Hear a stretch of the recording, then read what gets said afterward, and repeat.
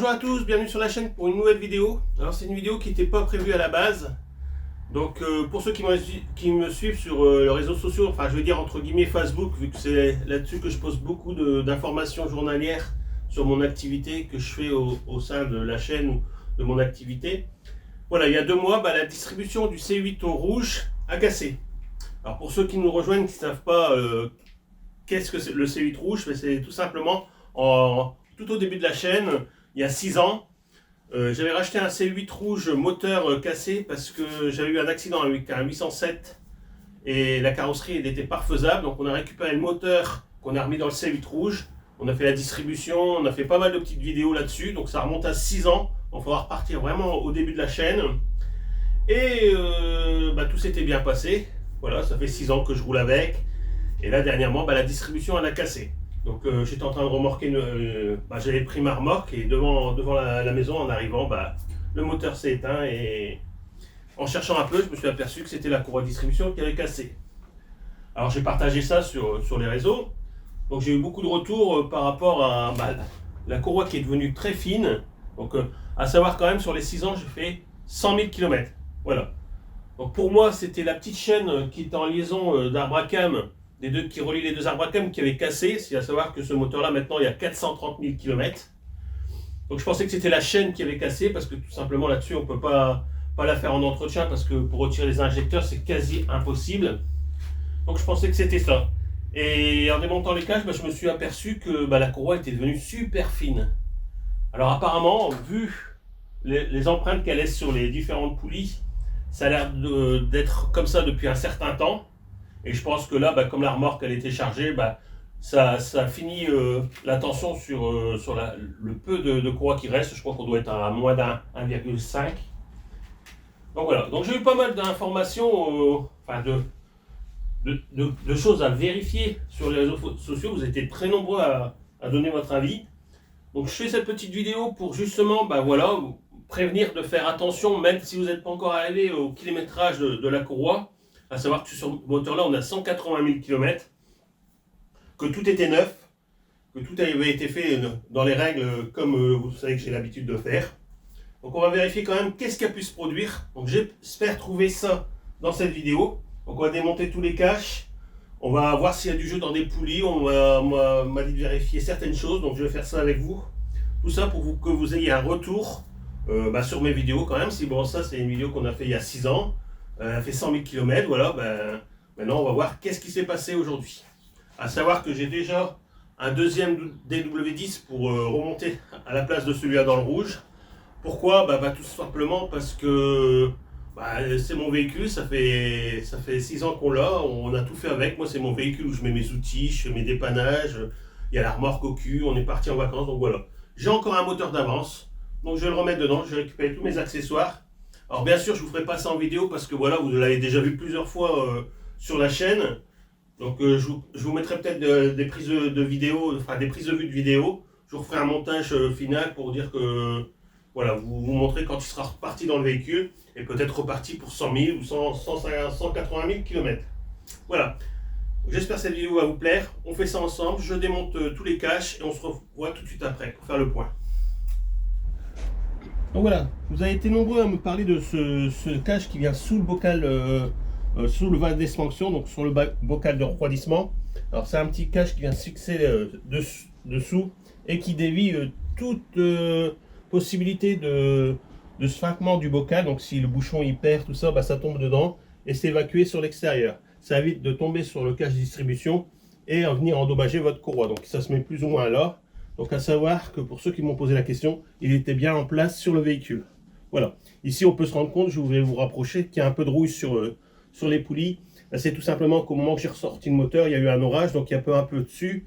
Donc les poulies sont un peu rouillées, mais c'est des traces d'eau suite à l'orage, non pas par rapport à une fuite de liquide de refroidissement ou autre. Voilà, c'est pour faire vraiment le point. Donc sachez que le cache était bien en place. Alors avant de continuer le démontage, on va faire le point vite fait de ce qu'on voit. Donc là on peut s'apercevoir, on m'a dit peut-être le galet qui n'était pas en appui sur le bloc. Donc là vous pouvez bien vous rendre compte qu'il est bien en appui sur le bloc, donc ça peut pas être ça. Un peu de jeu dans le galet, non, pas du tout. Une déformation, bon là on a un petit une petite bosse légère sur le périphérique. Alors est-ce que ça faisait danser la courroie? Je ne sais pas. Donc on peut bien se rendre compte que ça fait déjà un moment qu'elle était réduite de, je vais pas dire de sa moitié, mais qu'il manquait bien 1 cm parce qu'on voit bien les traces d'usure sur la partie côté bloc moteur plutôt que côté extérieur. Donc on se rend bien compte que ça fait déjà un moment que c'est comme ça. Pareil, on peut s'en rendre compte ici sur la poulie d'arbre à cam. Donc combien de temps, je ne sais pas, je peux pas vous dire, mais ça faisait déjà un moment. Voilà. Donc sinon là, je vais vous faire un zoom sur la courroie pour vous faire voir que voilà, c'est bien sûr elle est un peu vieillotte. Du coup, elle s'est arrachée suite à la rupture, mais voilà, on n'est pas, je sais pas si je vais pouvoir vous faire voir. Voilà. Elle a quand même subi, elle a beaucoup travaillé parce que forcément elle était fine. Voilà, je suis un peu déçu parce que voilà, j'aurais vu ça avant, ben, on remettait une courroie et on était reparti encore peut-être pour 100 000 km, mais là, c'est quand même un moteur qui a 430 000 km, quoi. On aurait pu vraiment aller loin avec. Je suis un peu deg, quoi. Donc je fais le démontage de tout ce qui est accessoire pour libérer le cache et la poulie dumper et on se retrouve pour faire le point.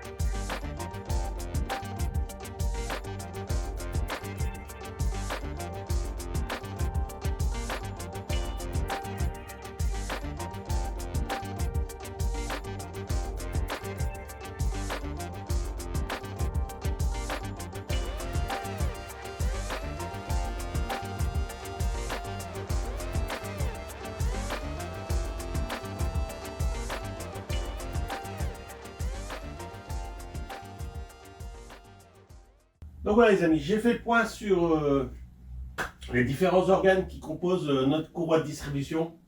Alors par rapport à ce que j'ai démonté et contrôlé, bah, j'ai rien trouvé de spécial. Alors rien qui peut me dire voilà c'est la courroie qui s'est mangée à cause de ça. Alors c'est vrai que ça va pas vous aider beaucoup vous pour la suite. Alors si je peux vous conseiller quelque chose, c'est de, sur ce moteur-là, quand vous dépassez les 300 000, vu qu'en général c'est leur durée de vie à peu près, on sait déjà que c'est des moteurs qu'il faut faire très attention aux courroies de distribution. Il faut les faire vraiment en temps en heure. Bon là on n'était pas encore, il nous restait bien encore, je vais dire entre 50 000 et peut-être un peu plus. Tout ce que je peux vous dire aujourd'hui, c'est que pensez, je veux dire tous les 50 000, peut-être 60 000, à retirer un peu un des caches ici supérieur pour jeter un coup d'œil sur votre courroie. Voilà, je sais que c'est pas évident sur le C8 ou le 807 à faire ça. Mais voilà, vaut mieux prévenir que guérir. Moi aujourd'hui, c'est un moteur qui pourrait sûrement faire encore des kilomètres. Là, il s'arrête à 430 000. Alors je ne sais pas si je vais pouvoir retirer les injecteurs pour le refaire. On verra ça par la suite. Donc je fais le point avec vous. Donc j'ai contrôlé tous les caches extérieurs. Ils ont été nettoyés, j'ai vérifié aucun frottement. Donc on va dire que l'usure de la courroie n'a pas été faite sur les carters. Aucun carter n'a de traces de frottement. J'ai le galet libre, aucune déformation. Non, là c'est pas celui-là. Hop, ouais. Aucune déformation, même pas encore d'usure ou de cote au niveau du galet par lui-même.